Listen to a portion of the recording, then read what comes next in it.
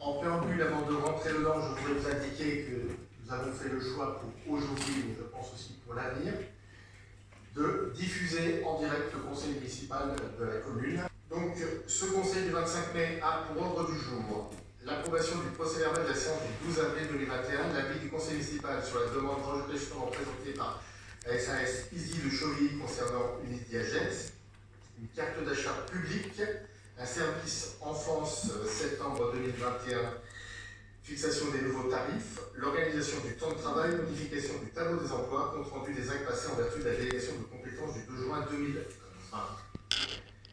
Les compétences, les délégations qui sont, les pouvoirs, pardon, qui sont en ma possession. J'ai le pouvoir de Mme Dupré qui me donne pouvoir.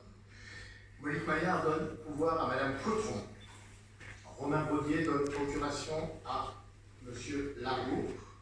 Et Célia Giraud donne procuration à Jean-Noël Marie.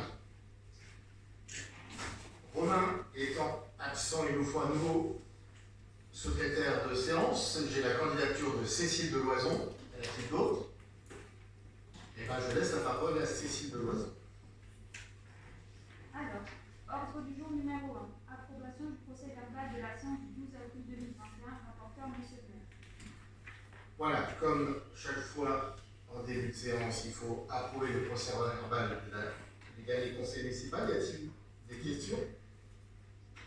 Pas de questions? Des oppositions? Des abstentions? Je vous remercie. Ordre du jour numéro 2. Avis du conseil municipal sur la demande d'enregistrement présentée par la SAS ISDI du Chauvilly concernant une ISDI Agex. Rapporteur, M. le maire. Vu la demande d'enregistrement présentée par la SAS ISDI du Chauvilly, dont le siège social est situé à Gex, 175 chemin rural de l'Aiglette, concernant une installation de stockage de déchets inertes ISDI à Gex, au lieu-dit Grand Chauvilly et Louche. Vu l'activité précitée répertoriée sous la rubrique numéro 2760-3 de la nomenclature des installations classées pour la protection de l'environnement et soumises au régime de l'enregistrement au titre du Code de l'environnement, livre 5, titre 1er, vu l'arrêté préfectoral du 19 mars 2021 fixant les modalités de consultation du public dans le cadre de l'instruction et la demande d'enregistrement relative au projet d'ISDI précité et notamment la mise à disposition du dossier de demande d'enregistrement du 19 avril 2021 à 8h au 14 mai 2021 à 17h en Gex, ainsi qu'un registre destiné à recevoir les installations du public. Vu le courrier de la préfète de l'Ain du 24 mars 2021 sollicitant du maire de la commune de Cessy qu'il procède à l'affichage de l'avis de mise à disposition du public à la porte de la mairie, aux emplacements habituels d'affichage des actes administratifs et en tout lieu public où l'attention des intéressés peut facilement être attirée, et indiquant au maire qu'en application de l'article R512-46-11 du Code de l'environnement, le conseil municipal doit formuler un avis sur le dossier. Vu le courrier de la ministre de la Transition écologique du 6 avril 2021 subordonnant le projet d'ISDI et donc son autorisation par la préfète de l'Ain à la réhabilitation de l'ancienne décharge enfouissement des ordures ménagères située en partie nord du site du Grand Chauvilly et sur l'emprise de laquelle l'ISDI a vocation à se trouver, considérant qu'au terme des articles, les dispositions de l'article R512 46-11 du Code de l'environnement, le préfet transmet dans les 15 jours suivants la réception du dossier complet et régulier, un exemplaire à la demande et du dossier d'enregistrement pour avis au conseil municipal de la commune où l'installation est projetée à celui des communes concernées par les risques et inconvénients dont l'établissement peut être la source, et au moins à celle dont une partie du territoire est comprise dans un rayon d'1 kilomètre autour du périmètre de l'installation concernée. Ne pouvant être pris en considération que les avis exprimés et communiqués au préfet par le maire dans les 15 jours suivant la fin de la consultation du public. Considérant qu'au terme de l'article L511-1 du Code de l'environnement sont soumis aux dispositions du présent titre les usines, ateliers, dépôts, chantiers et d'une manière générale les installations exploitées ou détenues par toute personne physique ou morale, publique ou privée, qui peuvent présenter danger des inconvénients, soit pour la commodité du voisinage, soit pour la santé, la sécurité, la salubrité publique, soit pour l'agriculture, soit pour la protection de la nature, de l'environnement et des paysages, soit pour l'utilisation rationnelle de l'énergie soit pour la convention des sites et des monuments ainsi que des éléments du patrimoine archéologique. Considérant que les 3/4 du territoire urbanisé de la commune de Cessy sont situés dans un rayon d'1 km autour du périmètre de l'installation concernée, comme le montre le plan joint à la présente, que cette zone regroupe environ 1500 logements, qu'une partie de la zone urbanisée de la commune se situe à 200 mètres du périmètre de l'ISDI envisagé, considérant que le projet d'ISDI est positionné sur la butte de Chauvilly, traversé du nord au sud par le chemin de Chauvilly, considérant que le secteur est occupé actuellement par des terrains de sport et locaux sportifs en extrémité nord du site, une aire d'accueil des gens du voyage, deux installations existantes de traitement de matériaux sur la future entreprise Déviol et entreprise Éric et Roger Pélichet, qui selon le dossier seront mises à l'arrêt de façon concomitante à la mise en service de cette ISDI, et une installation de transit et de traitement de matériaux en limite sud de l'emprise Albert Pélichet, qui est autorisée par l'arrêté préfectoral du 10 juin 1998,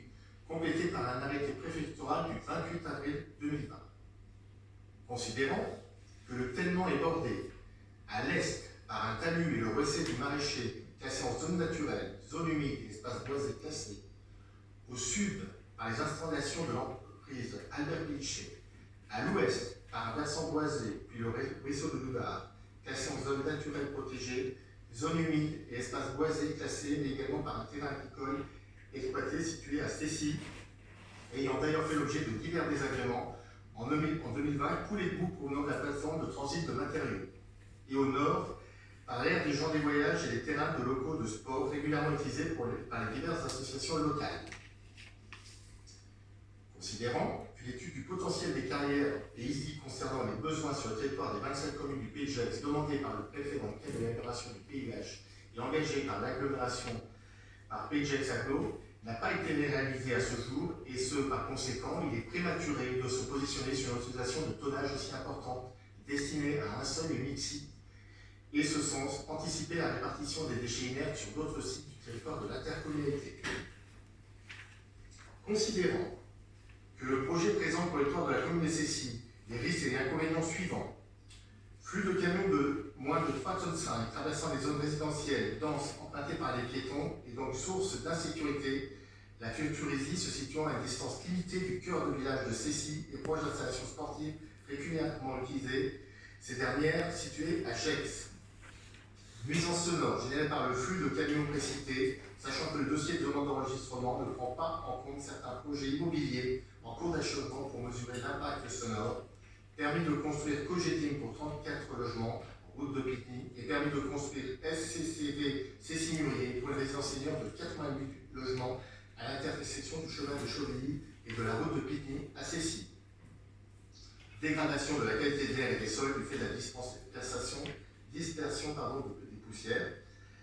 Risque de pollution des sols et des nappes phréatiques du fait de la constatation de présence de sédiments contaminés au PCB, polychlorobiphényle, dont la provenance est à ce jour inconnue, prélevé à l'endroit où les ISDI devraient être réalisés. Ces risques et inconvénients étant majorés du fait de la proximité de la future ISDI avec la zone urbanisée de Cessy, comme le montre le plan 6 juin. Considérant en outre que le projet comporte une demande de dérogation exceptionnelle, espace protégé au titre de l'article L411-1 et L411-2 du Code de l'environnement, considérant que les espèces concernées par le projet faisant l'objet de la demande de dérogation sont très nombreuses, mammifères, oiseaux, amphibiens et reptiles, et insuffisamment répertoriées.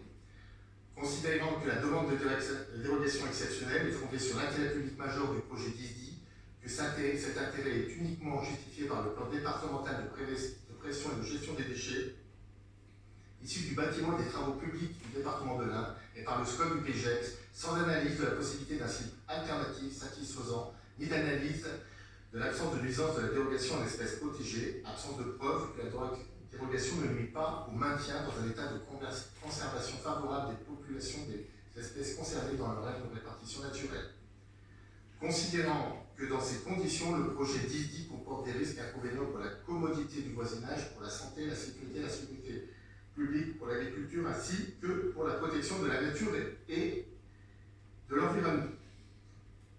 Voilà, vu la note explicative de synthèse adressée, je demanderai donc au Conseil de se positionner une fois le débat effectué.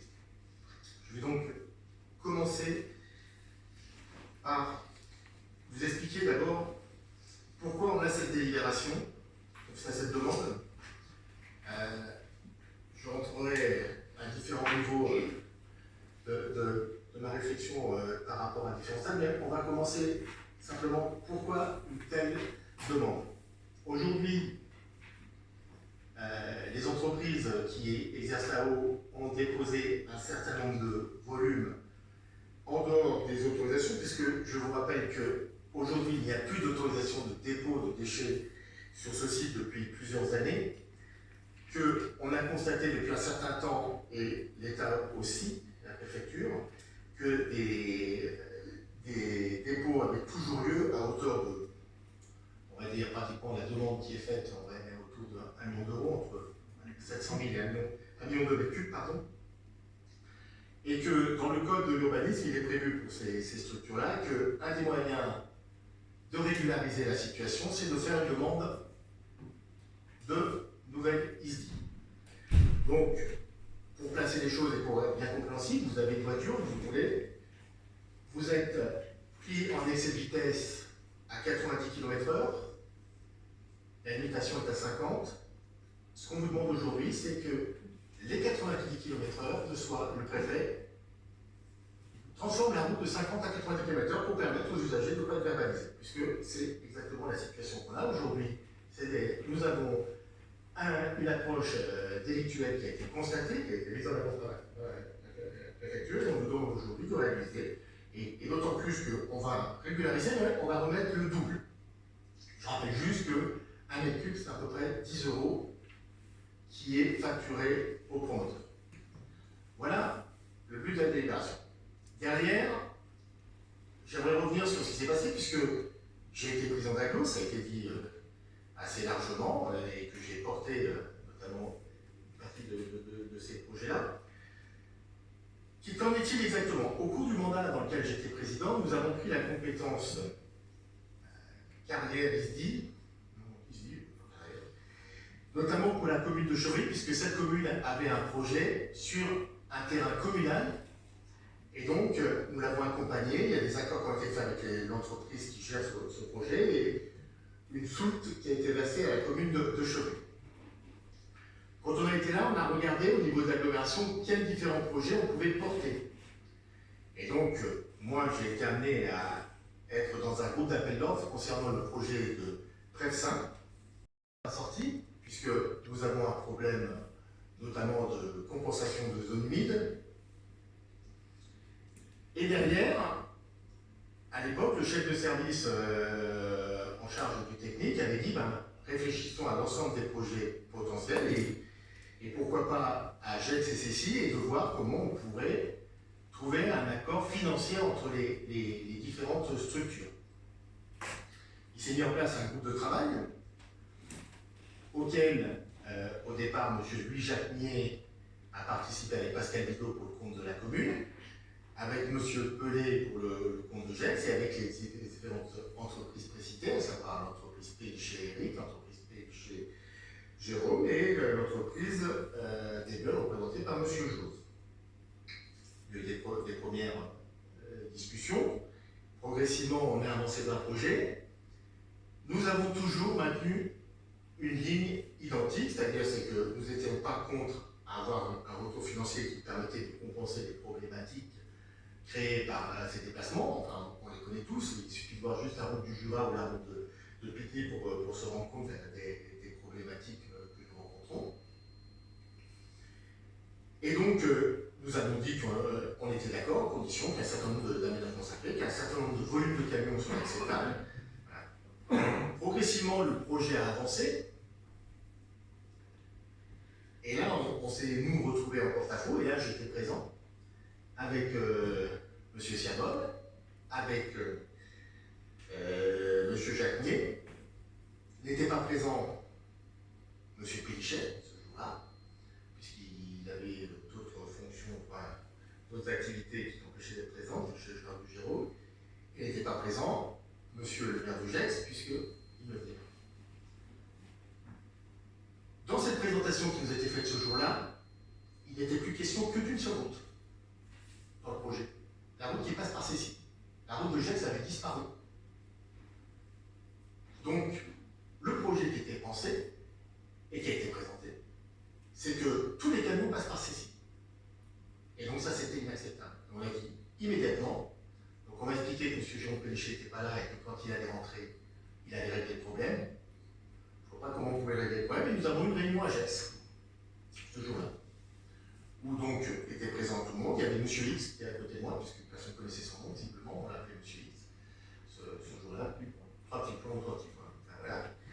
Et une nouvelle fois, M. Dudan a fait la personne qui tombait des nues en disant que c'était pas logique qu'on ait qu'une voie qui passe dans ce projet-là. Donc il avait changé le projet d'année 2 mois. Je voudrais dire ça parce que pour moi, ce projet il était monté de mèche entre la commune de Gex et les entreprises en question.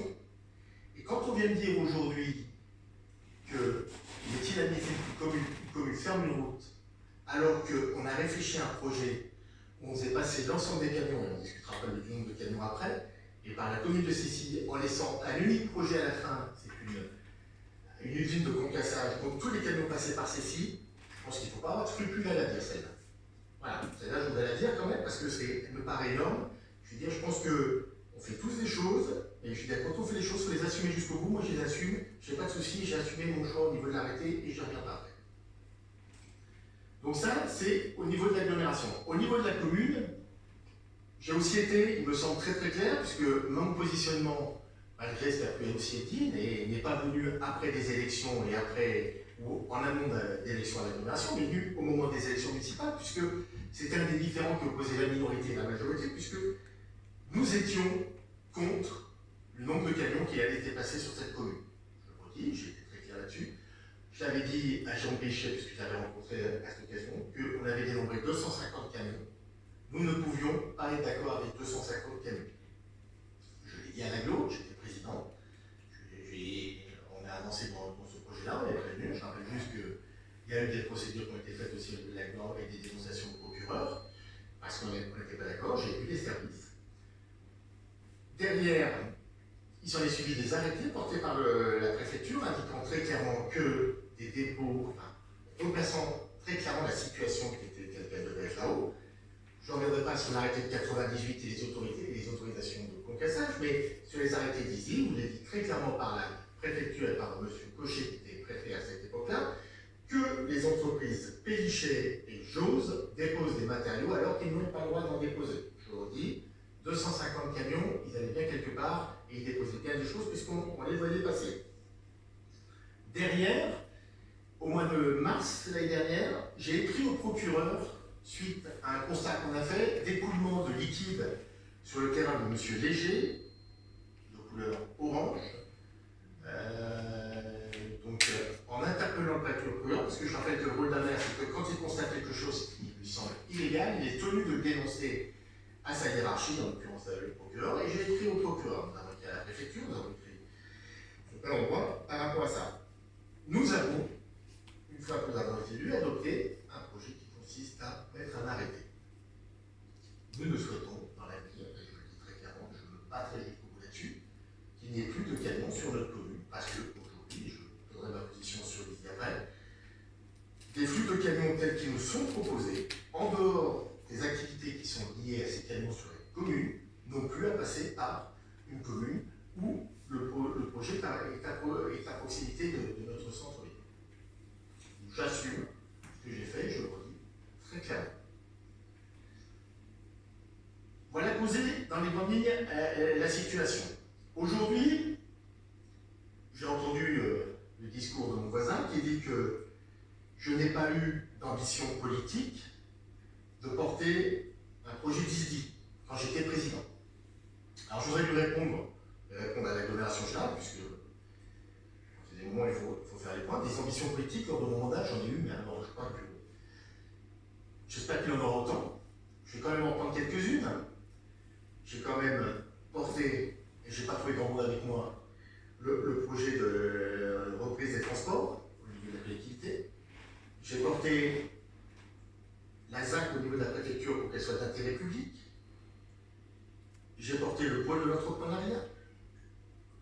J'ai porté la tyrolienne. Ça, j'en ai entendu parler. Et je peux vous dire que là, il y avait vraiment personne pour me soutenir. Sauf que la tyrolienne, jusqu'à preuve du contraire, elle a marché. Et j'espère qu'elle continuera à marcher.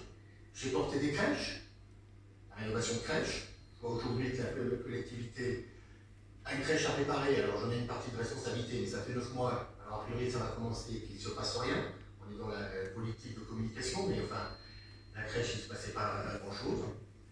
En tout cas, des projets, j'en ai porté le passage en agglomération, je l'ai porté une nouvelle fois. Beaucoup de gens que j'entends parler aujourd'hui, je les ai pas entendus à cette époque. J'ai bien entendu mon vice-président de finance qui a parlé de fonds de concours. Donc pour ceux qui ne savent pas ce que c'est qu'un fonds de concours, c'est une redistribution commune de l'argent de l'agglomération. Et puis quand on arrive à la présidence, on dit bah, on n'a plus d'argent. Il fallait peut-être se poser des questions avant, et ça je ne le portais pas. Et ça je l'assume aussi, je ne le portais pas.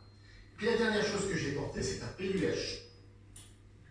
Et puis dans ce PUH, ben, il y a un projet d'ici. Et donc il avait été défini au niveau de ce PUH que j'ai porté, on dit aussi très clairement, une vingtaine de projets d'ISDI dans les communes, parce qu'on est tous conscients qu'il faut porter des projets. On avait même dit, j'avais même dit qu'il faudrait porter des études. J'ai été au conseil communautaire, j'ai dit qu'il faudrait porter des études. Je l'ai dit en préambule, enfin ça a été constaté en préambule, l'étude n'est toujours pas portée, ça ne doit pas être un sujet important, puisque l'étude, la COM n'apporte pas. Patricia, qui va en commission, va demander à chaque fois où en est le projet d'étude des ISDI, parce que personne ne porte à l'aglo. Ça va être le principe de communication, on parle, on a fini moins. Donc, j'ai porté ces 20 ISDI. Il s'est trouvé, dans ces ISDI, les maires n'étaient pas pour. C'est bizarre, moi non plus aujourd'hui. Aujourd'hui, moi je suis maire, je ne peux pas représenter l'aglo. Les maires n'étaient pas pour. Et donc, quand on a fait le tour, eh ben, on avait une énorme possibilité d'ISDI, c'était à Collonges, le maire était farouchement opposé. On a posé les points d'ISDI à plein d'endroits, et au fur et à mesure, ça s'est dilété. Alors, je veux bien croire que j'ai pas eu d'ambition politique, oui, j'en ai pas eu, parce qu'à un moment ou à un autre, il fallait peut-être taper du poing sur la table et dire à tout le monde comment on fait. Est-ce que c'est le rôle d'un président d'aglo d'aller contre les mairies qui ne veulent pas des ISDI? À un moment ou à un autre, je ne suis pas convaincu que ça soit ce rôle-là. Et là, aujourd'hui, j'entends qu'on a un président d'aglo qui a une ambition au niveau des ISDI énorme. Pour son ambition, moi j'ai été au conseil communautaire où il en a parlé, il y a 4 points. Comme ça, c'est comme une ambition. Vous avez Collonges, où aujourd'hui le maire est d'accord, tant mieux, je pense qu'il n'a peut-être pas saisi qu'il n'y aura pas de rémunération sur la commune, puisque le terrain est intercommunal, et ça, c'est oui, et puis tant mieux, mais si quelqu'un participe, moi j'en suis tout à fait bien. Il y a après ça, dont on sait pertinemment qu'il aura du mal à sortir. Et puis dans l'ambition, il y a Chauvy et Nancy. Alors là, c'est une ambition parce que ces deux ISDI en question, aujourd'hui, sont au tribunal emmenés par Athéna. Et bien cette ambition, je suis fier de ne pas l'avoir.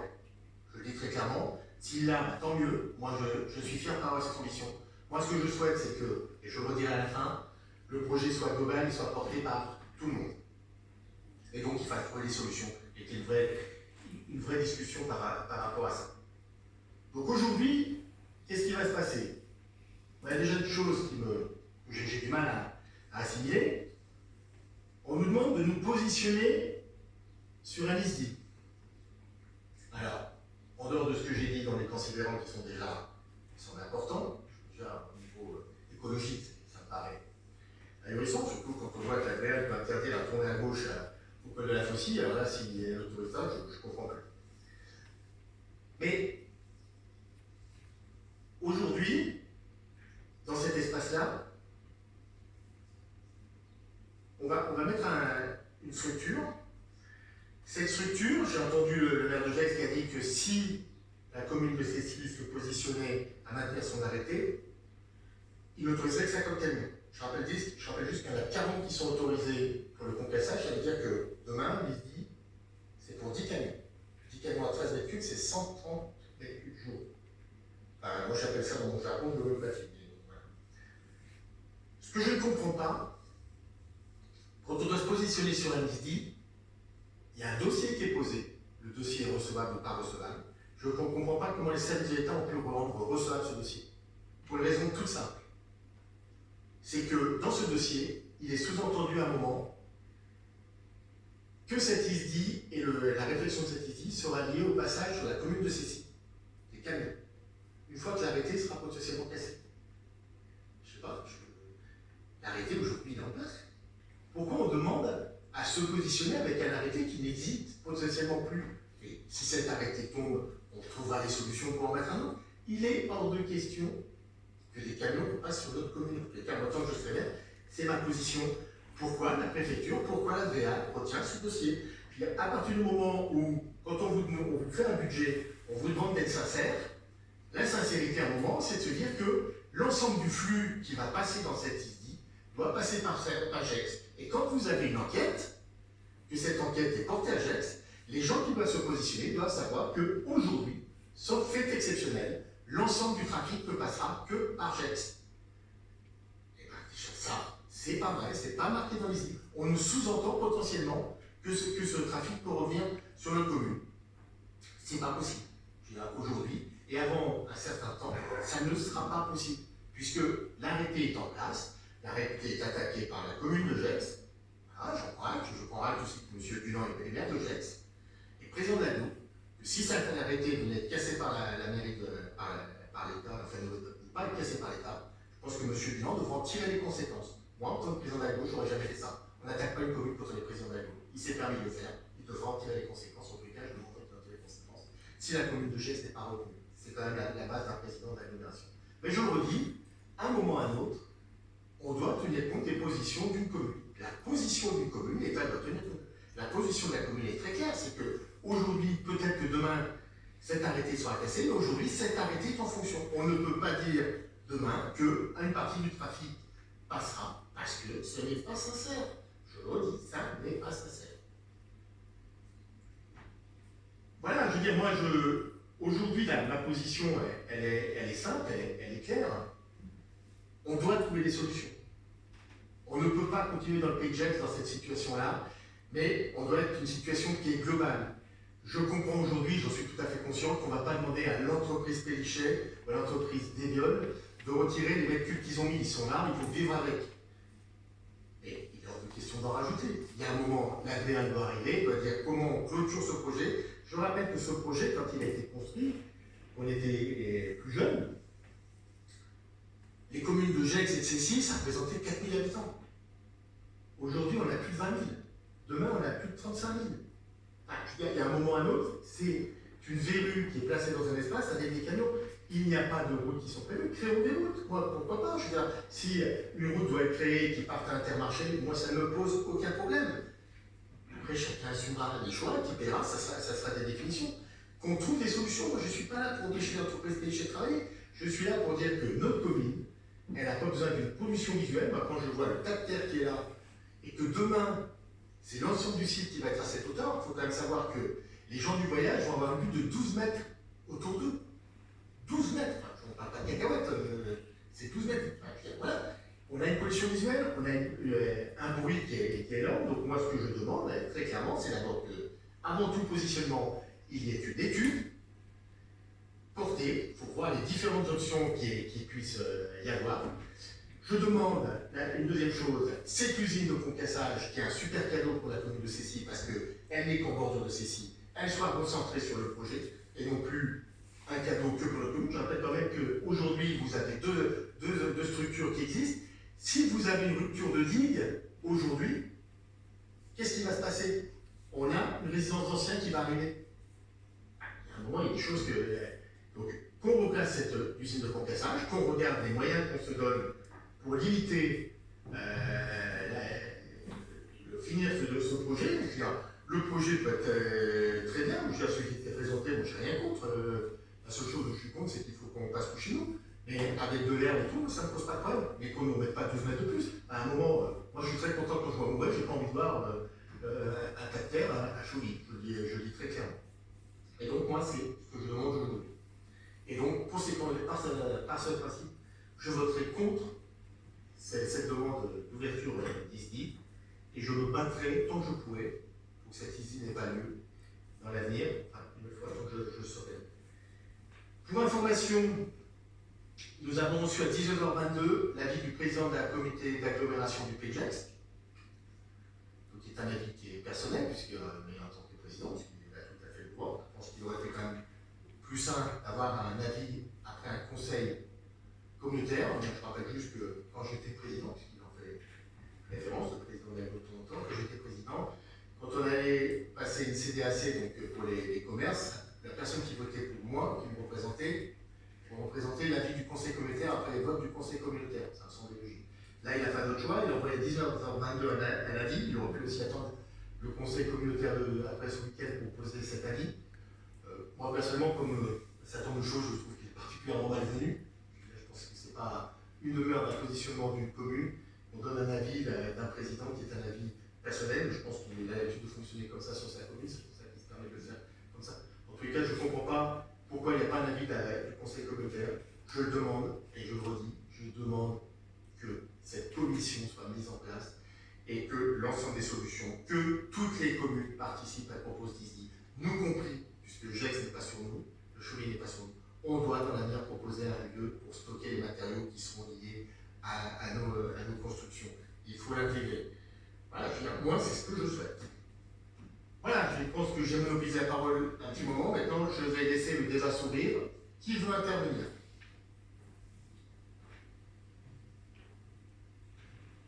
Monsieur Nico.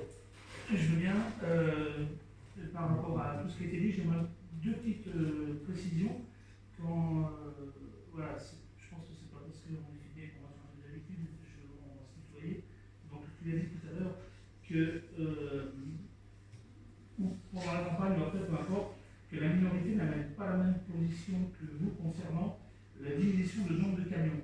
J'aimerais juste préciser que c'est pas vrai, on n'était pas contre une diminution de nombre de camions, on en était pour une table ronde avec les personnes concernées pour penser à un réaménagement peut-être de certaines routes, notamment la route de la Plaine, pour éviter, bien sûr, notre but était le même, était commun, éviter que ces camions passent par la route du Jura. Mais on n'a jamais dit, non, nous, plus ou moins de camions, ça ne nous dérange pas. Enfin, en tout cas, moi je ne l'ai pas dit, je n'ai pas souvenir que quelqu'un du groupe, en duquel je parle maintenant, est dit. Mais c'est pas grave, c'est un ajustement. Et puis aussi, une petite...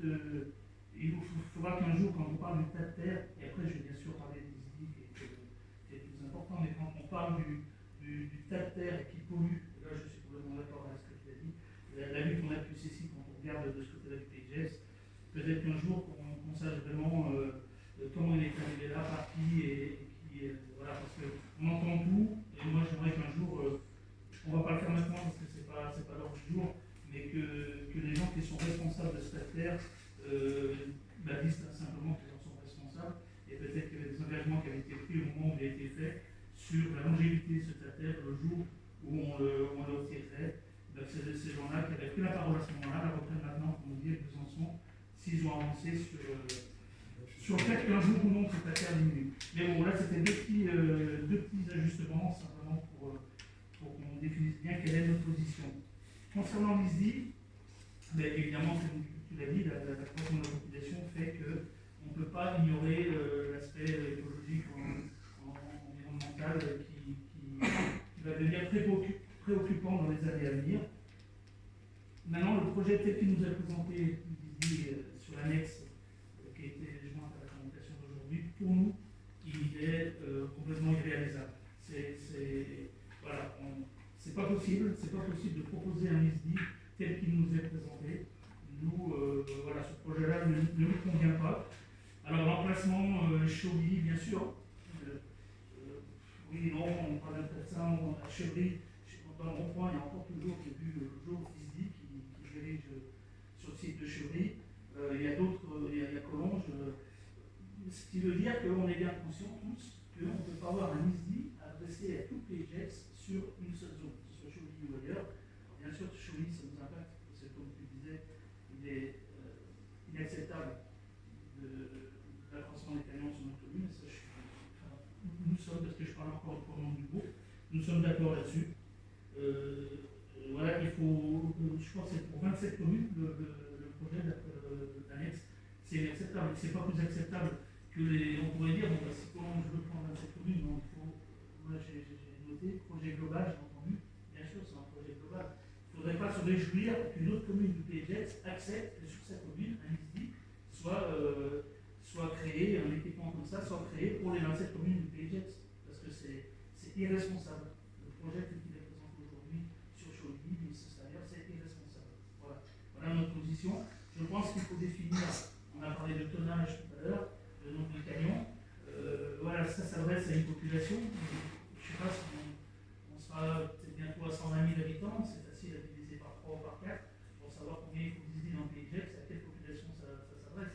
En gros, schématiquement, un ISDI qui s'adresserait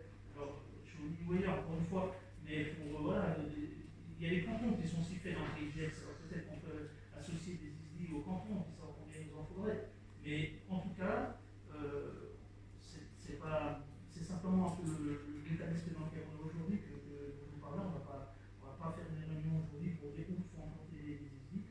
Je suis favorable aussi à ce qu'il y ait une commission et qu'il ne soit chargé que de ça. Mais voilà, je conclurai en répétant une fois de plus que tel que le projet qui nous est présenté, pour nous, c'est inacceptable. Voilà. Voilà. Je vais peut-être oublier. Voilà, bien sûr, il y a des règles écologiques, il y a des règles environnementales, je répète, à respecter lorsqu'on présente un dossier comme ça. Ce qui n'est pas clair, mais c'est pas le plus important. Le plus important, c'est, voilà, peut-être que je me répète, je m'en suis encore une fois, mais c'est inacceptable que le projet nous ait soumis. Voilà notre position. Je me retrouve vers mes collègues, est-ce que j'ai oublié quelque chose? Moi, je voudrais rajouter quelque chose. Si on écoute ce que tu viens de dénoncer, le bilan, c'est dans la balance ce que fait le maire de Gex et ce que fait le maire de Cécy aujourd'hui. La priorité, elle est donnée à ce problème. On a délivré des permis de construire, on a fait des logements dans une zone qui existait depuis des années. Est-ce qu'à un moment, un stockage qui existait depuis des années, est-ce qu'il n'aurait pas été plus judicieux, même si c'est trop tard maintenant, de se dire c'est là, on trouve une solution tout de suite avant d'autoriser toutes ces constructions qui ont été faites. On donne encore des permis de construire, dans ces sites partout, il y a des camions qui circulent. Ils ne sont pas tous marqués Pélichet, ils ne sont pas tous marqués Bébiol. Qu'est-ce qu'on fait à ce niveau-là? Parce que c'est facile de dire c'est Chauvilly, c'est Pélichet, mais il faudrait peut-être aussi analyser dans une autre position. Et au lieu de dire c'est lui qui a fait, c'est moi, j'aurais dû faire ci, tu devrais faire ça, est-ce qu'il n'y a pas, enfin je veux dire, il y a des maires, il y a deux maires, il y a une commune, il y a une agglo, il y a quelque chose. Essayez de trouver une solution qui soit plus adéquate et une façon de parler plus intelligente que de faire des tirs les uns sur les autres. Je ne sais pas, moi ça me... Je vais y répondre. Il se trouve que dans la situation aujourd'hui telle qu'on est, il suffit juste de prendre le papier qu'a envoyé Patrice Junon, où il prendra un plaisir à le citer. On est dans une position de principe, puisque vous avez une commune qui est pour cette ISI pour des raisons qui le regardent. Je ne sais pas, il faudra m'expliquer un jour pourquoi il soutient. Ce que j'ai oublié de dire tout à l'heure, c'est que nous sommes sur un espace privé. Donc la communauté de communes n'a rien à y faire. Enfin, l'aglo, puisque on ne peut intervenir que sur les espaces publics. Donc ce projet-là, c'est pour ça qu'à mon avis, l'aglo s'est retiré de ce projet-là, on n'a rien à y faire.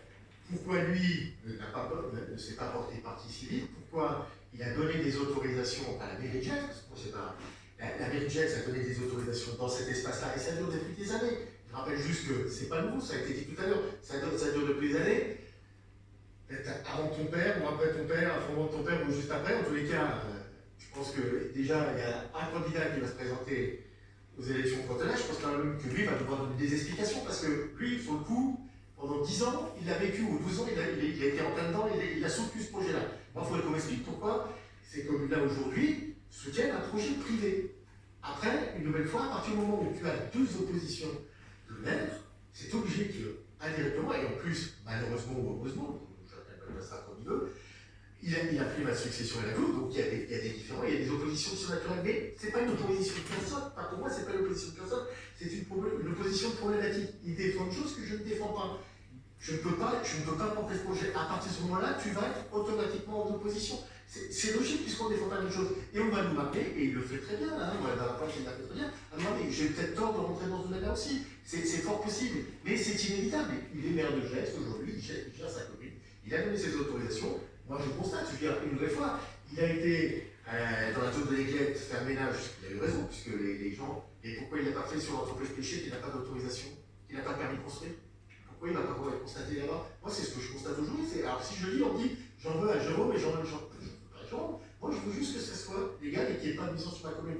Aujourd'hui, on constate par l'arrêt des canons, vous le prendrez comme vous voulez, qu'on a une commune dans cet espace-là qui revit. Tous les gens que je rencontre me le disent. Ils nous disent merci parce que ça leur change d'avis de ne plus avoir ces canons.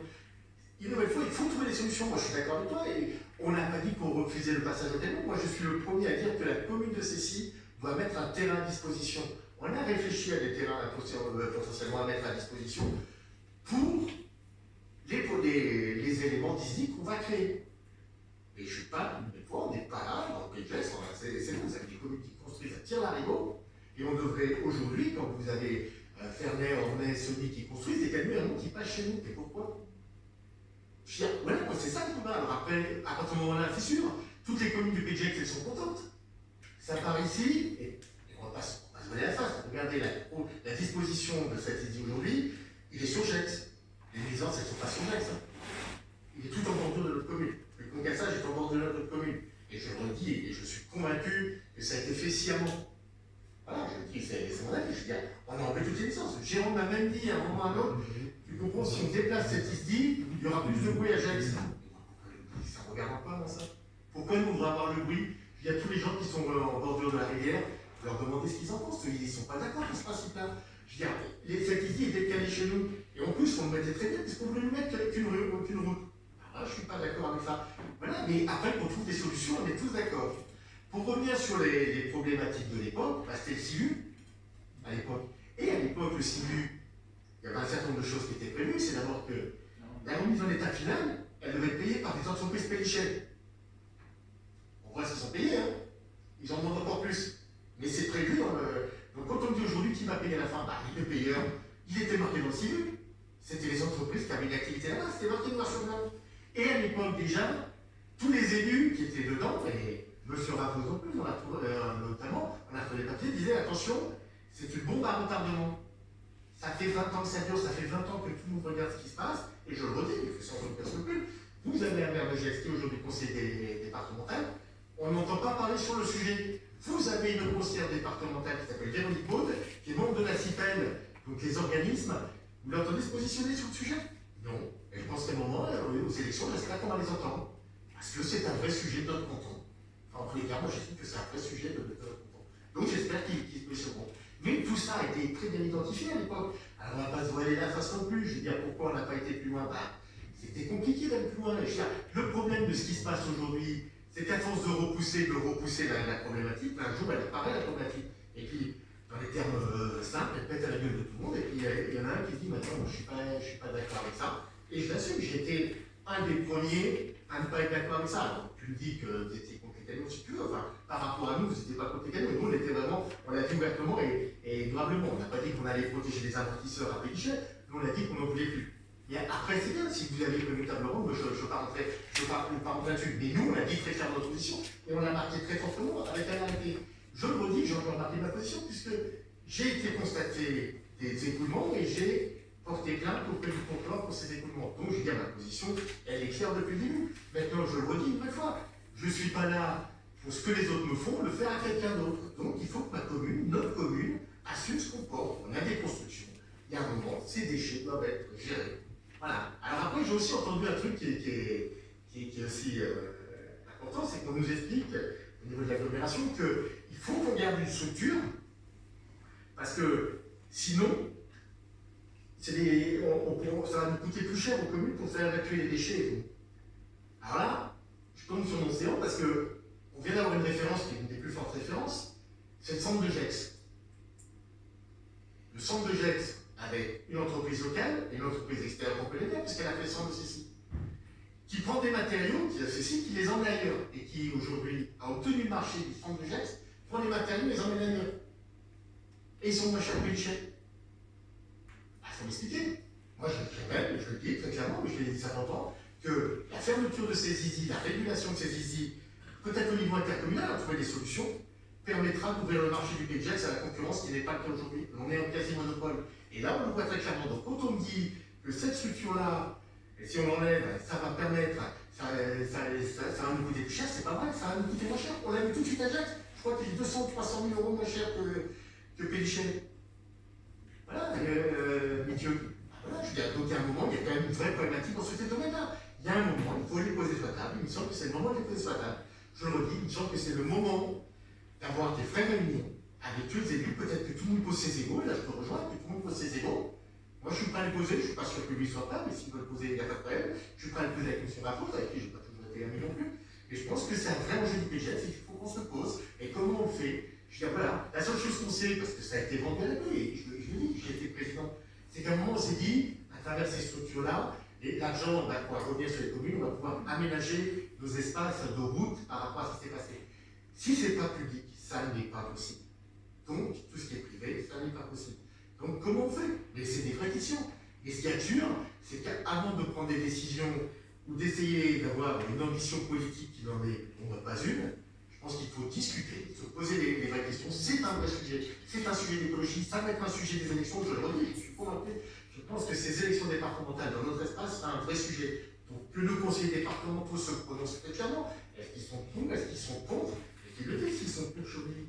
Je pense que ça sera important dans les choix. Mais je ne vois pas, et moi je vous rejoins, et je vous remercie de nous suivre, c'est que je ne vois pas comment on peut être pour ce projet quand on est neutre ou lucide avec ce qui se passe. Moi, j'aimerais comprendre les raisons qui font qu'une commune comme Gex vote pour ce projet-là. Pourquoi le président de l'Aglo, sans l'avis du conseil communautaire, donne un avis en disant qu'il est favorable. Et je dis, moi, je sais pas, ou alors je me pose des questions sur les intérêts qui peuvent être derrière. Mais moi, je n'en ai pas. Moi, en revenant comme ça, je regarde ça, je pense que d'autres personnes vont s'exprimer, vous dites, il y a peut-être quelque chose qui ne colle pas. Alors, ok, ils n'ont peut-être pas le tas de terre que nous on a, et cette vision, je veux dire, on a la chance d'avoir une commune qui est magnifique, en tout cas, je pense qu'on est tous d'accord là-dessus, avec un cadre de vie qui est super, des vues qui sont super. On va se mettre un tas de terre aujourd'hui à 200 mètres de résidence de chez nous. Je veux dire, il y a un moment, trouvons des solutions. On est là, et moi je redis, je suis un fervent partisan de l'aglo. Alors c'est vrai, je ne pas de cette aglo-là. Je dis, j'assume, hein. Je veux dire, moi, les aglos de copinage, je cherche un peu mal. Mais je veux dire, je crois dans l'aglo. Et portons des vrais projets d'aglo. Allons sur des projets d'aglo. Pas de dire, attends, je vais faire ça, je vais faire ça. On s'en fout de ça. On a tellement de projets. Je vais vous donner un autre exemple que j'ai oublié de dire dans les projets que j'ai portés. Parce qu'ils sont quand même. J'ai porté la Porte de France avec Damien Abad.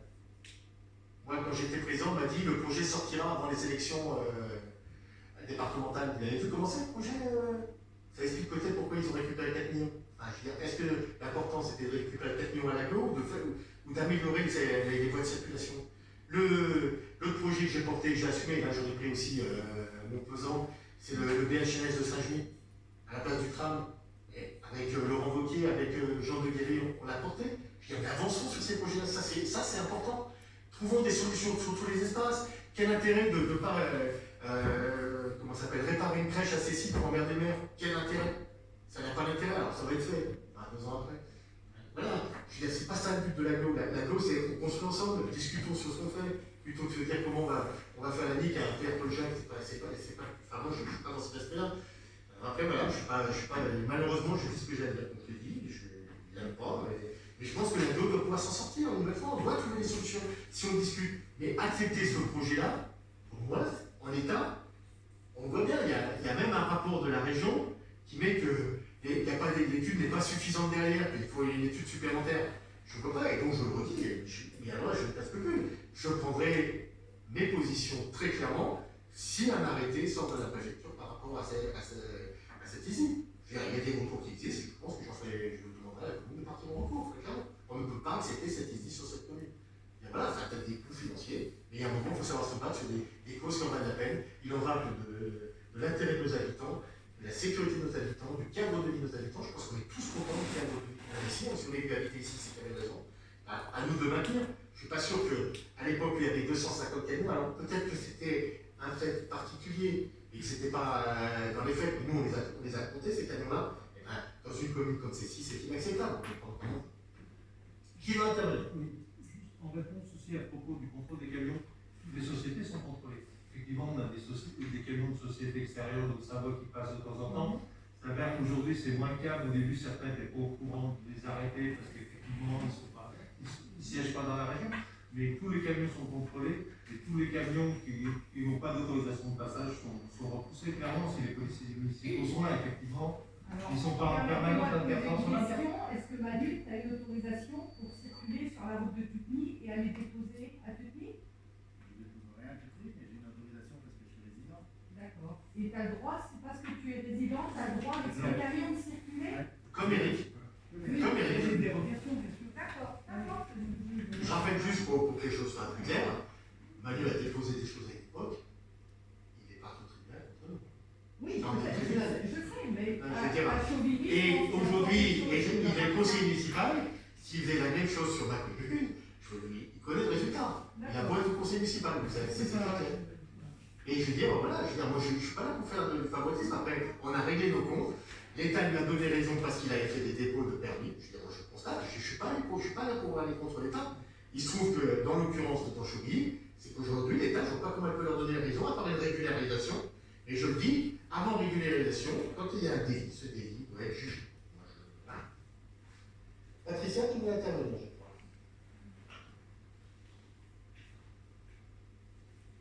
Oui, moi je voulais intervenir pour me positionner en tant qu'éleveur d'urbanisme, évidemment, et en tant également en tant que représentante de l'aglo, parce que je suis élue à l'aglo pour la commune de Sicile. Durant le dernier mandat, on a élaboré un PLU intercommunal, du coup, dans lequel a été envisagée la construction d'environ 12 000 logements dans les 10 prochaines années. Évidemment, les conséquences environnementales de cette urbanisation ont été étudiées, et notamment les besoins en ISDI et en carrière. Pour les carrières, on est en attente du schéma départemental des carrières, donc c'est pour ça qu'on n'avait pas continué là-dessus dans le dernier mandat.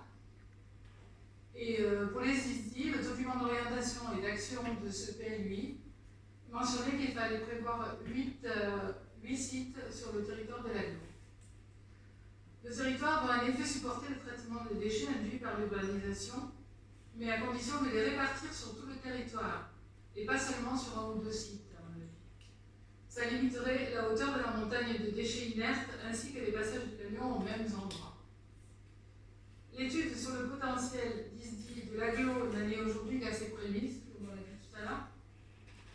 On n'est donc pas en mesure d'estimer le besoin de stockage sur ce site, et donc d'en autoriser le tonnage demandé dans le projet de Chauvigny, qui est, je le rappelle, 960 000 m3 à peu près dans l'horizon de 12 ans. Oui, on va dire 1 million. 960 000, c'était la fourchette basse. D'autre part, le ministère de la Transition écologique a écrit que les analyses diligentées par la DREAL n'ont pas permis de tirer les conclusions suffisantes sur la conformité de la remise en état de l'ancienne décharge, ni sur la réalité des projets dénoncés. De nouvelles analyses vont être prescrites afin que le préfet puisse statuer sur l'exploitation de cette ISDI. Donc, on n'est pas en mesure d'estimer les conséquences écologiques de ce projet, et je pense qu'on doit attendre donc ces analyses. Quant aux inconvénients pour le voisinage, la sécurité publique et la protection de la nature soulignée dans le Code de l'environnement concernant ce genre d'installation, si une dérogation exceptionnelle a été demandée pour la préservation des espèces animales, le voisinage humain, lui, devrait s'adapter et supporter tous les inconvénients. Je pense aux constructions à proximité, et en particulier à l'aire des gens du voyage, puisqu'elles se trouvent au milieu du site. Voilà, en conclusion, je pense que même si le besoin d'ISDI est réel et vraiment très urgent dans le pays de Gex, on ne peut pas approuver cette demande d'autorisation en l'état. Et je voterai du coup contre cette demande. D'autres interventions? Oui, monsieur Guéret. En tant qu'adjoint citoyen, conseiller municipal, en tant que professionnel,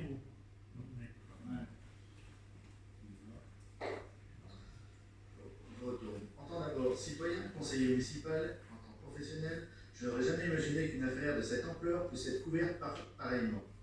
L'avis de la mission régionale d'autorité environnementale, après avoir pu prendre connaissance du document, avait rendu. Celui-ci confirme que le PLUH validé en 2020 n'a pas pris en compte le plan régional de prévention de gestion des déchets approuvé en décembre 2019. C'est-à-dire, alors que le plan précise les attendus suivants: la réduction d'enfouissement à hauteur de 50%, la valorisation des déchets à hauteur de 65% d'ici 2025, la réduction du nombre d'ISDI dans l'Ain passant de 6 en 2018, de 5 en 2025 et de 1 en 2031. Donc nous ne sommes vraiment pas dans ce schéma. Vote du Conseil communautaire du 26 mai 2016 qui valide le portage par la CCPG, l'ouverture de sites ISDI ouvert à l'ensemble des entreprises intervenant sur le territoire gessien. Les arrêtés sur Chauvilly. Arrêté préfectoral du 19 mai 1999 complétant les prescriptions de l'aménagement applicables à des charges agréées exploitées sur la commune de Gex, qui acte la date de fin de remise en état du site de Chauvilly en 2002. La remise totale en 2002. Et la charge de l'exploitant. Arrêté préfectoral du 9 mars 2020 mettant en demeure de régulariser la situation administrative, suspendant l'activité, avec l'obligation de transmettre sous 6 mois une demande d'enregistrement ou cessation d'activité. Arrêté préfectoral du 11 mai 2020 mettant en demeure de respecter les dispositions liées à l'aménagement final, les mesures compensatoires de l'installation de stockage de déchets définitifs. L'arrêté du préfectoral 17 mars 2020 mettant en demeure de régulariser la situation administrative, suspendant l'activité de l'installation de stockage définitif de déchets et de transit de matériaux avec l'obligation de transmettre sous 6 mois, soit la demande d'enregistrement, une cessation d'activité. L'arrêté préfectoral du 8 mai 2021 fixant des prescriptions complémentaires qui demandent non seulement des analyses sur les effluents suite à la pollution des eaux, mais également un relevé topographique, car malgré les arrêtés préfectoraux, la mise en demeure de suspension d'activité du 9-11 mars 2020, le stockage définitif des déchets inertes a continué, ce qui constitue une double infraction. Dépôt du dossier de demande d'enregistrement et cessation d'activité. A noter que 6 mois après les arrêtés préfectoraux du 9 et 11 mars, donc septembre 2020, les entreprises n'ont déposé aucune demande d'enregistrement, déclaration de cessation d'activité. Celles-ci l'ont déposé le 2 décembre 2020, donc celle-ci est forclose. À la date du 2 décembre 2020, hors délai, a été déposée une demande d'enregistrement. Celle-ci devrait correspondre à la régularisation de l'infraction de stockage définitif de déchets inertes et non une extension. Il manque dans cette demande également une régulation de transit de matériaux qui est illégale. Plus adapté pour la zone, le site n'est plus adapté puisque celle-ci se trouve en zone urbaine. Concurrence déloyale. Il est créé une concurrence déloyale par rapport aux 20 autres acteurs de la filière TP dans le Budget. On peut se poser quand même la question si la France est toujours un état de droit quand un élu défend les intérêts privés d'une seule même entreprise au détriment de l'intérêt général que l'on souhaite, l'intérêt de la santé publique et de l'environnement et de la concurrence. C'est pourquoi, vu la pollution PCB ammonium trouvée dans l'exilia qui génère ce site, vu la multitude de non-respect de la loi par l'infraction de stockage définitif et de déchets inertes au transit matériaux, vu la multitude de non-respect des arrêtés préfectoraux, suspension d'activité, je suis contre l'extension de l'installation de stockage définitif de déchets inertes Chauvilly. D'autres interventions? Non, on est où? Eh bien, je vais vous proposer de voter. Je m'en rajouter si vous voulez. Non, non, c'est pas le sujet, je le connais. Donc, qui est défavorable à cette ISDI? Moi, je veux juste rebondir sur ce qu'a dit Manu, c'est bien qu'en professionnel prenne la parole, donc on est clair que toi aussi, tu trouves que ce tas de, je ne sais pas combien de mètres, est une verrue sur le paysage du pays. Moi, c'est la forme. Aujourd'hui, si c'est la forme, ça veut dire qu'aujourd'hui, quand tu te fais arrêter par un gendarme, tu n'as pas de permis, c'est stop. Aujourd'hui, s'il y avait une demande préalable, qui se fait un enregistrement, qui a peut-être pu se voir, mais aujourd'hui, le travail a été fait sans autorisation depuis de nombreuses années. Donc, on ne peut pas accepter aujourd'hui de remettre une autorité à des gens qui sont en infraction. C'est juste, à un moment donné, il faut se poser des questions avant, et puis il faut un aménagement routier. Non, je comprends. Ce que je fais par rapport à ce qui existe aujourd'hui, donc il y a déjà un tas, comme on disait la cheminée, on est bien d'accord, qui est une verrue sur ce paysage. Et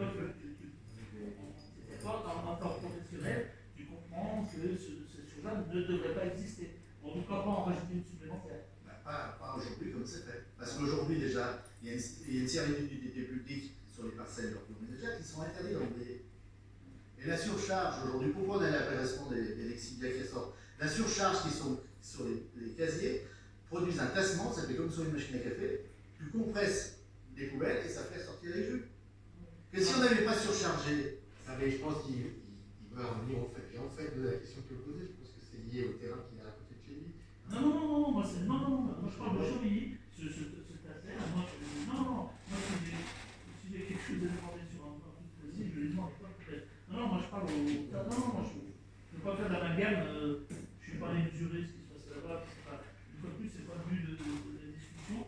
On voit que l'aglo est très important. S'il y avait d'autres problèmes à régler en interne qui concernent plus ici, on en parlera. Non, non, voilà, c'est ton avis qui m'intéresse. Enfin, pour faire clair. Dans l'état où est Chauly, et je parle que de Chauly. Pour faire clair, Chauly, ils ont mis 9 ans pour avoir les autorisations. L'entreprise, l'aménagement routier, qui représente presque 1 million. Elle a pris à sa charge 400 000 euros pour traiter les exilia. Et elle redonne 1 million à la collectivité. Et là, on est où là? Ça apporte quoi à la collectivité? Des nuisances, sans rapport. Pour vous rejoindre à ce que tu dis, la vraie question, c'est quand il y a du code de la fossile que tu regardes, tu te dis, bon, c'est quand ça va s'arrêter, c'est tellement énorme ce truc-là. Alors après, on peut dire, tu regardes la Coulonge, de l'autre côté, c'est pas terrible non plus, mais c'est leur problème. Je veux dire, c'est des choses qu'on ne devrait plus voir sur notre paysage, je trouve ça aberrant, mais après, chacun, moi, nous, je n'ai pas pour juger l'autre savoir. Et déjà, quand tu vois ce qui se passe en face, tu te dis, comment ça va s'arrêter? Non, parce qu'il y a des professionnels qui pourraient nous avancer des arguments en disant, mais il faut qu'on vive aussi. Donc moi, j'ai compris la position d'un professionnel du TT. Je vais rebondir là-dessus, mais je dirais qu'aujourd'hui, il est plus significatif de emblayer Besançon, c'était qui est un trou. Aujourd'hui, le bal est fait, donc on peut l'emblayer, que de créer une bosse à un endroit pour satisfaire. En fait, ce qui ne va pas, c'est que c'est limité à l'environnement. C'est ça qui ne va pas. Non, mais il n'y a pas de spécification. Ok. D'autres interventions? C'est vrai que tu... Je n'ai pas grand-chose à rajouter aux avis qui ont été émis, parce que je les partage complètement. On sait que transformer cet endroit en ISDI va rajouter déjà aux nuisances existantes de qualité de vie et d'impact environnemental, donc je m'y oppose farouchement. Je pense qu'il est aussi important non pas de s'opposer à cette transformation en ISDI, mais comme il a été dit, d'engager une vraie réflexion globale de solutions. Et j'en appelle à la responsabilité de l'aglo de mener cette conversation. Parce que si on demande l'avis individuel aux communes, c'est évident que chaque commune va s'opposer à l'installation d'un ISDI et à la traverser son centre-ville par des camions. Donc il faut qu'il y ait quelqu'un qui puisse chapeauter le projet et engager le dialogue avec tout le monde. Et pour ça, pour moi, c'est la responsabilité de l'aglo. Et j'en appelle à ce que les gens prennent leurs responsabilités. D'autres interventions? On est bon? Donc je vais vous proposer de voter. Donc qui est défavorable à cette ISDI?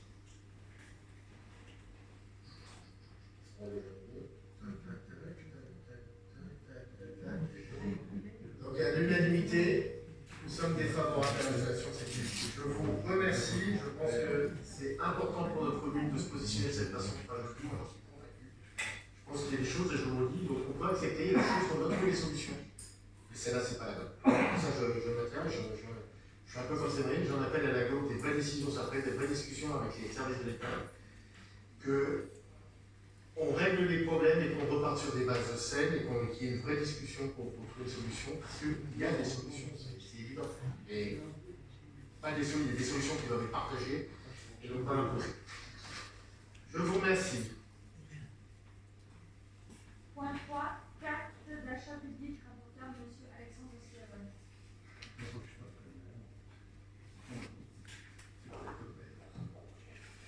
J'expose que le principe de la carte d'achat public consiste à déléguer aux utilisateurs l'autorisation d'effectuer directement auprès des fournisseurs référencés des commandes de biens et des services nécessaires à l'activité des services en leur fournissant en moyen de paiement, en toutes les garanties de contrôle et de sécurité pour la maîtrise des dépenses publiques. Les organismes publics peuvent recourir à la carte d'achat comme modalité d'exécution des marchés publics dans les conditions fixées par le décret numéro 2004-1144 du 26 octobre 2004 et de l'article 10 de l'arrêté du 24 décembre 2012, énumérant les moyens de règlement des dépenses publiques. Afin de permettre l'accès à ces prestations dont le règlement est limité à l'usage d'une carte de paiement, et notamment aux commandes en ligne, il est proposé au conseil municipal de doter la commune de ceci d'un outil de commande et de solution de paiement des fournisseurs. Il est ainsi proposé de contracter auprès de la Caisse d'épargne de Rhône-Alpes la solution carte d'achat public pour une durée d'une année renouvelable par tacite reconduction aux conditions suivantes. Article 1. La Caisse d'épargne mettra à la disposition de la commune de Cessy une carte d'achat. La commune de Cessy définira les paramètres d'habilitation de la carte et procédera à la désignation de porteur. Tout retrait d'espèces étant possible. Il est proposé de fixer à 12 000 € par an le montant plafond global des règlements effectués au moyen de la carte d'achat. Article 2. La Caisse d'épargne Rhône-Alpes s'engage à payer les fournisseurs de la collectivité toute créance née d'un marché exécuté par carte d'achat de la commune de Cessy dans un délai de 30 jours. La commune de Cessy sera tenue informée des opérations financières exécutées dans le cadre de la présente mise en place de la carte d'achat, dans les conditions prévues à l'article 4, alinéa 3 du décret 2004-1144 du 26 octobre 2004, relatif à l'exécution des marchés publics par carte d'achat. L'émetteur portera ainsi chaque utilisation de la carte d'achat sur un relevé d'opération établi mensuellement.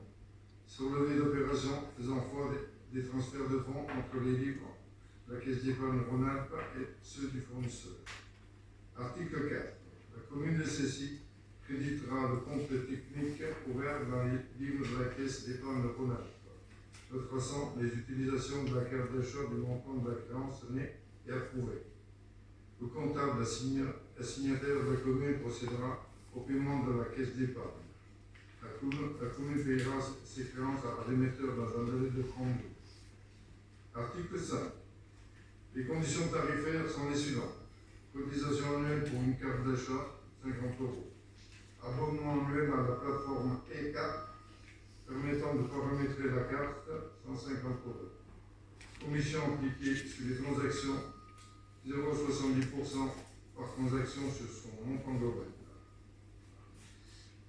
Voilà, pour faire simple, quand vous travaillez dans la collectivité, vous êtes confronté à un certain nombre de lourdeurs, et que chaque fois que vous voulez acheter quelque chose, il faut passer par des bordereaux, des bons.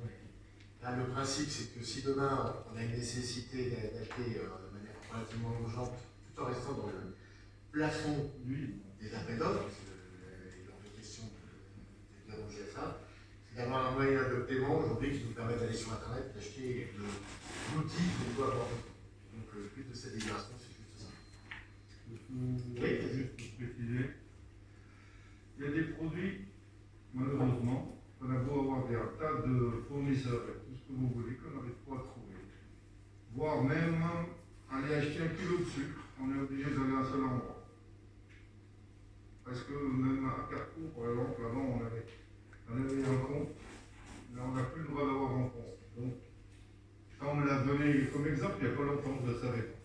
Donc, si vous voulez aller faire une course à Carrefour, ben, ils ne peuvent pas, nos employés. Donc, la carte, je précise bien, sera à 2 noms. C'est deux personnes.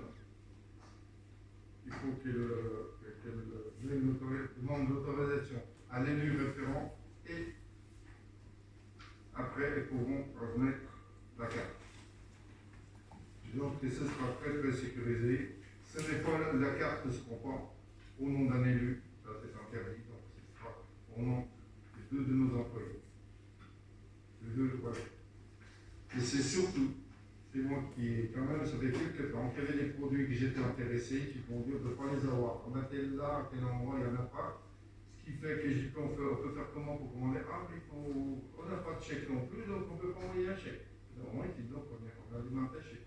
J'ai demandé, et j'ai su que ça existait ça pour les collectivités. Tout, voilà. Des interventions? Non? Passer au vote. Des oppositions, des abstentions. Je vous remercie. Les versions de votre vote adoptées. Point numéro 4. Service enfance, septembre 2021. Fixation des nouveaux tarifs. Rapporteur, M. Pascal Nabon. Vu la délibération du conseil municipal du 20 mai 2019 portant sur les tarifs périscolaires soir et matin du du mercredi de la cantine scolaire et des vacances scolaires. Vu la délibération du 20 mai 2019 portant sur la création d'un tarif mini-camp d'été, vu l'avis favorable de la commission scolaire du 29 avril 2021, j'expose qu'à partir de la rentrée 2021, un nouveau marché de restauration collective sera acté. Ce nouveau marché aura pour conséquence une augmentation du prix des repas. Cette évolution s'explique par le respect de l'entrée en vigueur de la loi Egalim. Je propose le maintien des tarifs de garde périscolaire soir et matin et une augmentation des tarifs cantine, mercredi et vacances scolaires. Cette évolution sera adaptée en fonction des quotients familiaux. Les tarifs mini-camps d'été seront quant à eux identiques à 2019. Je ne voudrais pas que vous liriez l'année de chiffres. Donc, je propose au conseil municipal de voter les grilles tarifaires suivantes. Tarifs périscolaires, matin, soir et cantine. Donc pour la catégorie A, garderie du matin, 50 centimes, garderie soir et jour, 1,50 €. Pour la catégorie B, 75 centimes pour le matin et 2 € pour le soir. Pour la catégorie C, 1 € pour le matin et 2,50 € pour le soir. Pour la catégorie D, 1,50 € pour le matin et 3 € pour le soir. Pour la catégorie E, 1,70 € pour le matin et 3,50 € pour le soir. Pour la catégorie F, 2 € pour le matin, 4 € pour le soir. Et pour la catégorie G, 2,15 € le matin et 4,10 € le soir. Les tarifs cantines. Donc pour la catégorie A, 99 centimes par repas. Pour la catégorie B, 1,90 €. Pour la catégorie C, 3,55 €. Pour la catégorie D, 5,30 €. Pour la catégorie E, 6,30 €. Pour la catégorie F, 6,75 €. Pour la catégorie G, 6,90 € et pour un PAI, 2 €. PAI étant le projet d'accueil individualisé, donc c'est-à-dire les enfants par exemple allergiques dont les parents amènent leur repas.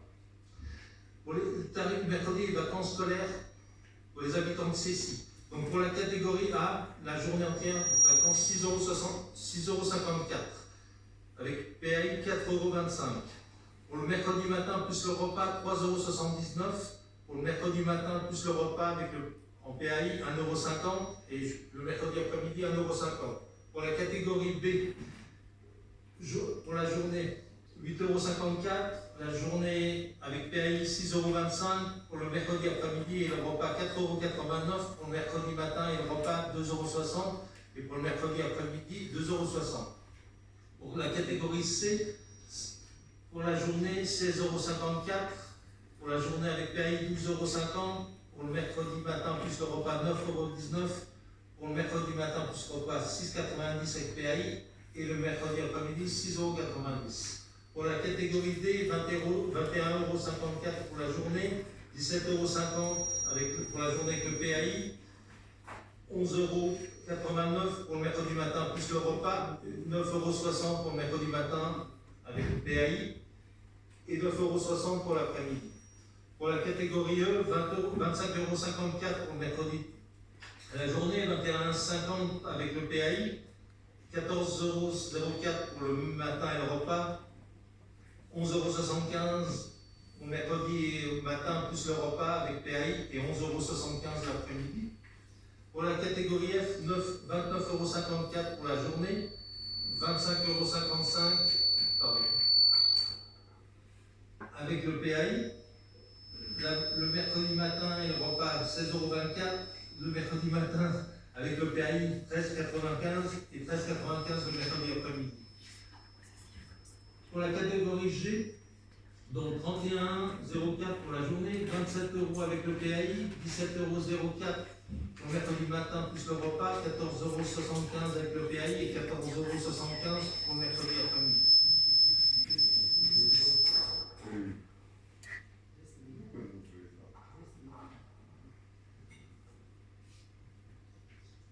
Donc là, et pour les tarifs du mercredi et les vacances scolaires pour les enfants hors de la commune, qui habitent hors de la commune. Donc pour la catégorie A, pour le mercredi 17,54 €. Pour le mercredi matin et le repas 10,04 €. Pour le mercredi avec le PAI 13,50 € et le mercredi matin, le repas. Il y a quelque chose là qui ne fonctionne pas. 7,75 € et la mercredi après-midi 7,75 €.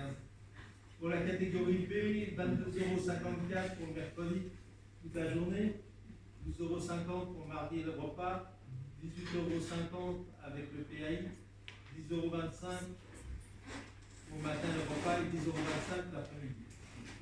Pour la catégorie C, c'est-à-dire la journée du mercredi, 27,54 € pour le mercredi le matin plus le repas, 15,04 € pour la journée du mercredi avec le PAI, 23,50 €. Pour le mercredi matin, repas avec le PAI, 12,75 € et le mercredi après-midi, 10,75 €. Pour la catégorie D, le mercredi, toute la journée, 31,54 €. Pour le mercredi matin, le repas avec 7,04 €. Pour la journée du mercredi, avec le PAI, 28,50 €. Pour le mercredi matin, avec le repas en PAI, 14,75 €. Et pour l'après-midi, 14,75 €. Pour la catégorie E, toute la journée, 36,54 €. Pour le mercredi matin, plus le repas, 19,54 €. Pour la journée, avec le PAI, 32,50 €. Pour le mercredi matin, plus le repas, 17,25 € et 17,25 € pour le mercredi après-midi. Et je terminerai par les tarifs du camp d'été 2021. Donc pour la catégorie A, 100 €, pour la catégorie B, 120 €, pour la catégorie C, 150 €, pour la catégorie D, 175 €, pour la catégorie E, 220 €, pour la catégorie F, 240 € et pour la catégorie G, 260 €. Voilà. Y a-t-il des questions sur tous ces chiffres? Madame. Oui, c'est juste de savoir, en fait, ça représente combien en pourcentage d'augmentation des chiffres? Ah, c'est à peu près 20%. L'augmentation sur le barème. Le nouveau contrat, oui. Lié au fait que ce soit. Oui, tout à fait, absolument. Donc, voilà, tout à fait, qui oblige donc, les fournisseurs de repas de fournir des viandes et des poissons labellisés, de fournir plus de 20% de bio, de supprimer le plastique dans les récipients, et de fournir plus de 50% des légumes sur des circuits courts maintenant. D'autres interventions? Non. Y a-t-il des oppositions?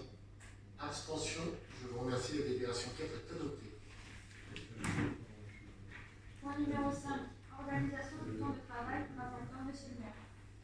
Depuis la loi numéro 2001 du 3 janvier 2001, la relative à la résorption de l'emploi précaire et à la modernisation de recrutement dans la fonction publique ainsi qu'un temps de travail dans la fonction publique territoriale, la durée hebdomadaire est fixée à 35 heures par semaine. Les collectivités territoriales bénéficient cependant de l'application de l'article 7-1 de la loi 84-53 du 26 janvier 1984 de la possibilité de maintien des régimes de travail mis en place antérieurement à l'entrée en vigueur de la loi 2001-2 du 3 janvier 2001.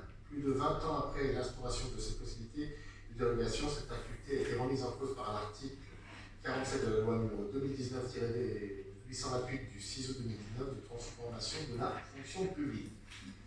En effet, cet article a posé le principe d'un recours obligatoire à compter du 1er janvier 2022 aux 1607 heures annuelles de travail et organise la suppression de ces régimes plutôt plus favorables. Pour ce faire, un délai d'1 an a été donné aux collectivités et établissements à compter du prochain renouvellement général des assemblées délibérantes des collectivités territoriales pour délibérer. Ainsi, tous les congés accordés réduisant la durée du temps effectif sans base légale ou réglementaire ne peuvent plus être maintenus. Exemple, jour d'ancienneté, jour du maire et du président, congé de pré-retraite, à compter du 1er janvier 2022. Il a été convenu lors de la réunion du comité technique du 4 mai 2021 d'adopter une délibération de principe. Un groupe de travail sera mis en place prenant un représentant de la municipalité, un représentant du personnel, la DGS et le responsable des ressources humaines. Il sera chargé de travailler sur un projet d'organisation du temps de travail dans les différents services ARTT, annualisation, horaire fixe et variable, cycle de travail. Les modifications principales à compter du 1er janvier 2022 sont la réalisation de 1607 heures de travail pour les agents de la collectivité, la suppression de 2 jours d'ancienneté et des 2 jours du maire.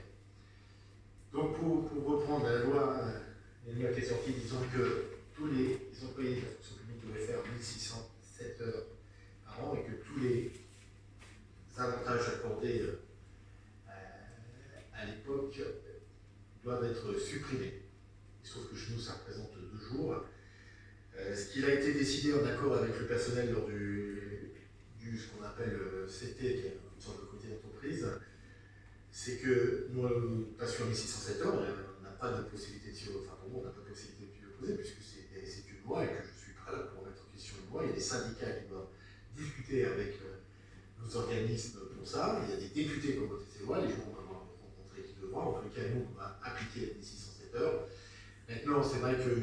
simplement qu'il y avait des jours qui étaient donnés au niveau de la collectivité, par exemple le pont de l'Ascension ou des choses comme ça qui faisaient partie, ou à Noël, et que si l'ensemble de la collectivité est fermé, ça ne pose pas de problème à partir du moment où on retrouve ces 1607 heures. Et donc, ce groupe de travail sera chargé de trouver une solution qui permette de récupérer 2 jours en fonction d'heures supplémentaires travaillées ou de demi-heures supplémentaires travaillées.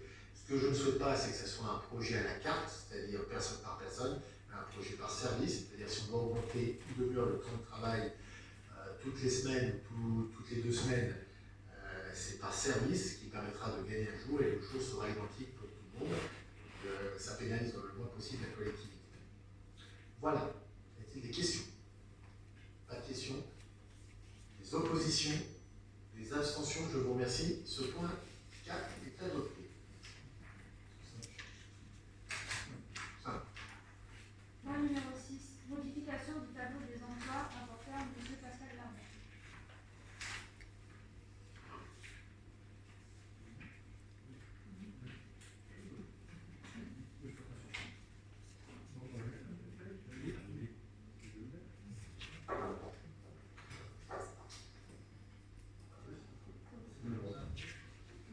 Le centre de loisirs est organisé en 2 équipes, l'une pour les enfants fréquentant la maternelle, l'autre pour ceux fréquentant l'élémentaire. Ces 2 équipes fonctionnent sous la responsabilité d'un seul directeur. Il conviendrait de nommer un coordinateur pour chacune d'entre elles. 2 ATSEM ont quitté la collectivité, retraite et mutation. Ces emplois sont actuellement pourvus par 2 agents contractuels pour permettre de futures nominations.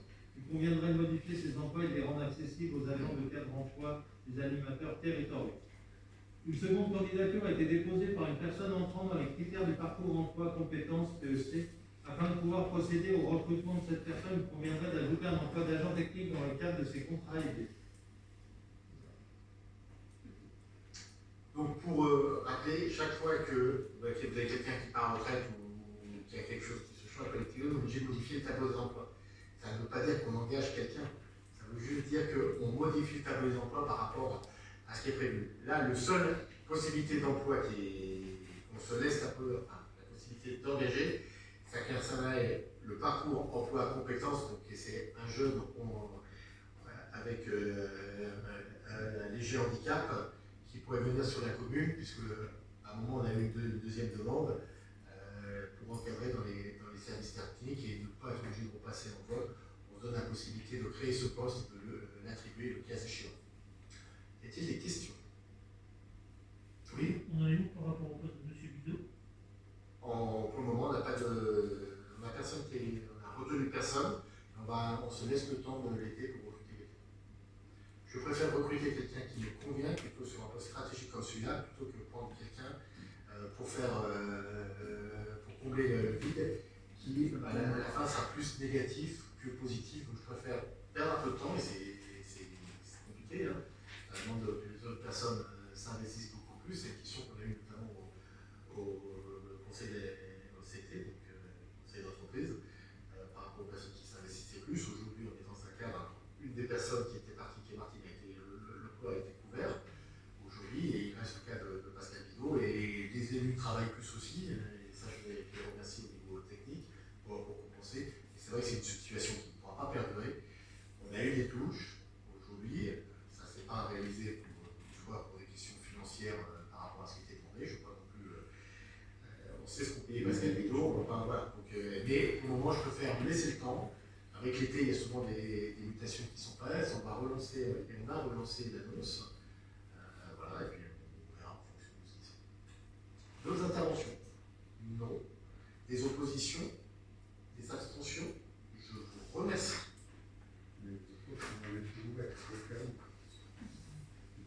Point 7. Compte rendu des actes passés en vertu de la délégation de compétences du 2 juin 2020. Rapporteur M. le maire. Donc, les conventions et commandes, actes signés par M. Larroux, 3e adjoint dans le cadre des délégations des fonctions et signature accordée à la date du 12 juin 2020, signature le 29 avril 2021 avec César d'Autisme, UMA-PEP, d'une convention pour l'année scolaire 2020-2021 à compter du 3 mai 2021 pour l'intervention au sein de l'école primaire d'une monitrice éducatrice auprès d'un enfant pendant les temps de jeu et restaurants scolaires. Signature le 4 mai 2021 avec l'association Wild Peace Project, BIS, pardon. d'une convention de prestation de services pour l'organisation du mercredi afin de pratiquer des activités sur la thématique de la découverte des bises ou abeilles. Le tarif est de 150 € par demi-journée d'intervention. Vu la délibération date du 2 juin 2020, de prendre acte des actes passés en vertu de la délégation de compétences citées ci-dessus. L'ordre du jour étant épuisé, y a-t-il des questions diverses? Oui. Oui, ainsi qu'à madame la directrice de service, Oui. afin de soumettre au conseil municipal la proposition suivante, c'est-à-dire l'agrandissement de l'aire de jeu. L'aire de jeu qui se situe dans la ville de Rennes. Ouais. Cette aire de jeu est victime de son succès. Il y a énormément d'enfants. Donc, c'est pour ça que je fais cette proposition. En plus, quand cette terre a été livrée à l'époque, le nombre d'habitants n'était pas même que celui-ci, actuellement. Vu les projets qui vont venir, les bâtiments qui ont été livrés, ça a du sens. En plus, à cette période sanitaire, une demande d'espace sensible physique, je trouve que c'est assez légitime, vu l'activement qu'il y a dans ces zones. Et puis, ce qu'il y a, c'est que tous les sessions sont concernés. Il y a les enfants, les parents, les grands-parents, les amis. Donc, je trouve qu'il y a du sens. Alors, on va répondre très clairement. L'agrandissement de l'aire de jeu, vous savez comment, c'est pas possible d'agrandir. Là où elle est. D'en créer une autre, c'est possible, mais l'agrandir. Quand j'ai dit agrandir, à côté, on peut faire quelque chose. Où ça, sur le tennis? Non, de l'autre côté. Ah, de l'autre côté. Mais qu'on réfléchisse à un projet.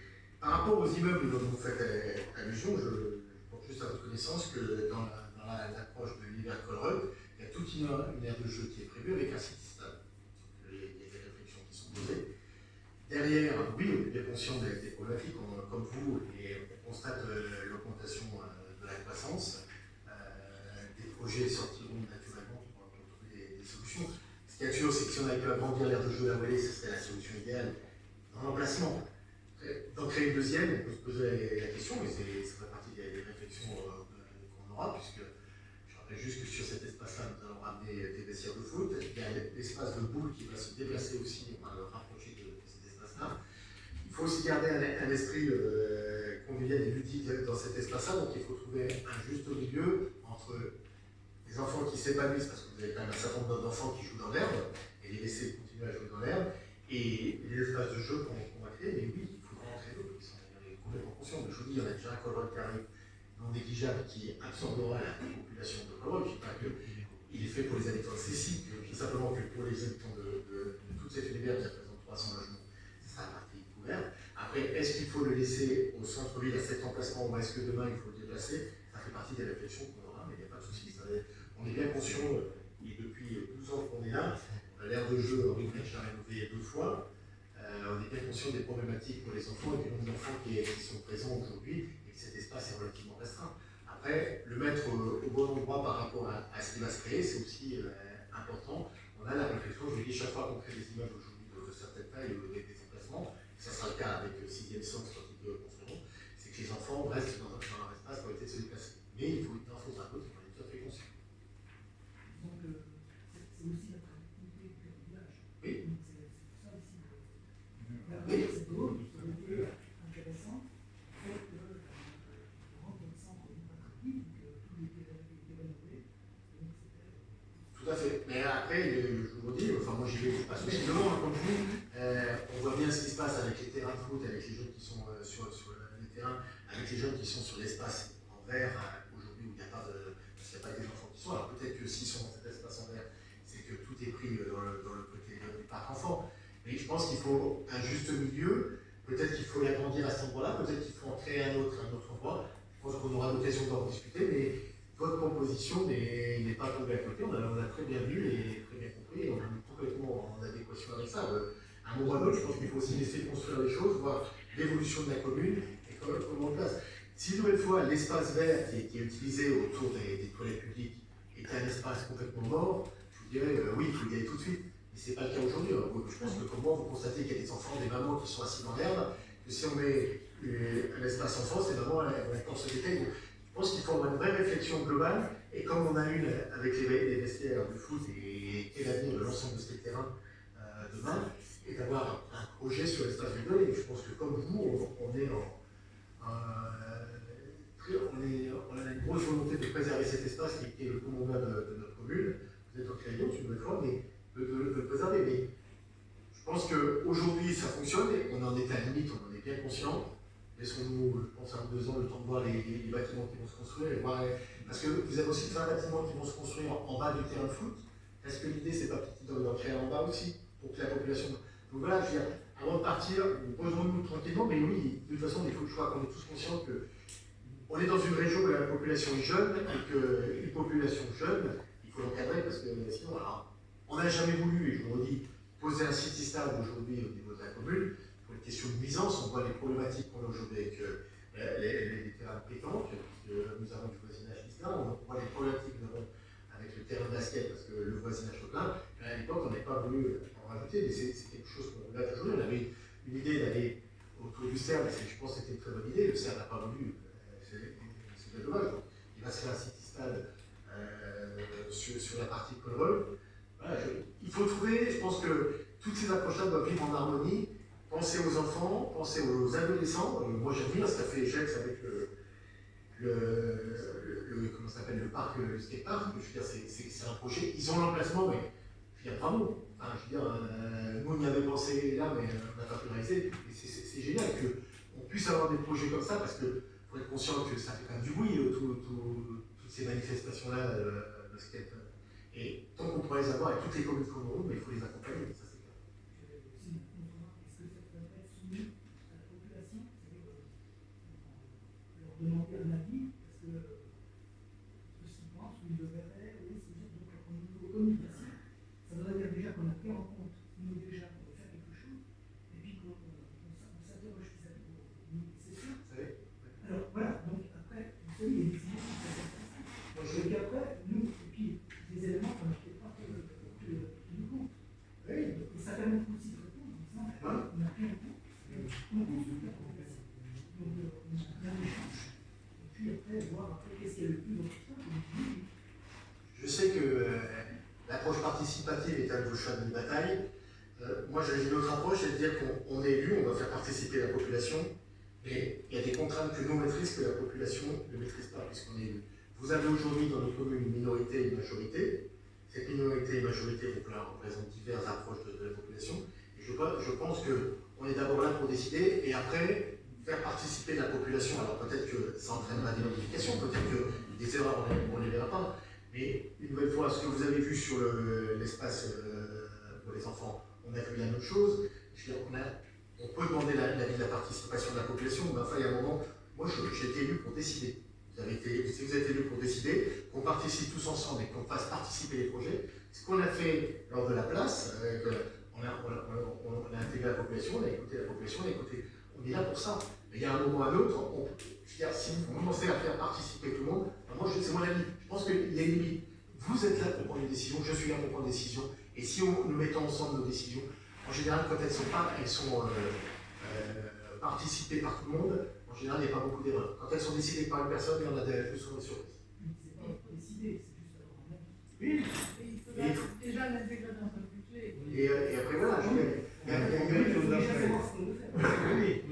et on est élu pour ça, pour savoir ce qu'on veut faire. Pour faire reporter les choix, nous on porte des choix, moi je porte des choix avec la fin de ce mandat. Une nouvelle fois, on n'a pas été fermé aujourd'hui à avoir d'autres avis, et c'est le principe des discussions, c'est d'avoir d'autres avis.